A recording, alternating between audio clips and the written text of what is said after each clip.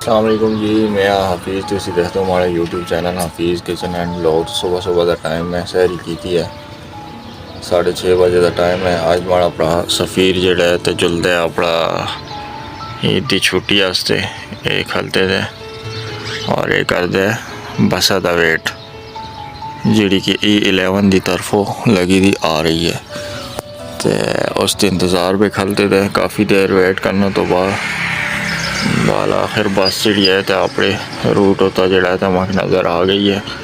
थोड़ी जी देर तक इस कोल पहुँच जुलसी। उम्मीद करता कि तुम सारे ठीक ठाक हो सो। भैन भरा सारे जिन्हें सुन हाले तक चैनल सबसक्राइब नहीं किया, चैनल सबसक्राइब करके नो, बैल आइकन का बटन दबा के नो तो बिस्मिल्लाह बस आ गई। आज बस भी जड़ा है तो फाका तो फुल बन गई। असी सुबह को पिछा नज़र ना सी आती, काफ़ी देर इंतज़ार करना तो बाद जड़ा है तो आखिरकार पहुँच गई है। तो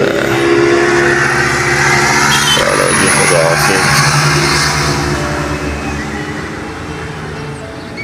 बैठ के अपना बस आता बैठ के सफ़ीर और ए जुलसी जी से दा हसन अब्दाल थे। तब तक के लिए अल्लाह हाफिज़। चैनल सब्सक्राइब करके नो, बेल आइकन का बटन दबा के नो और ताकि हर नई आने वाली वीडियो तो आसानी ना पहुँचे।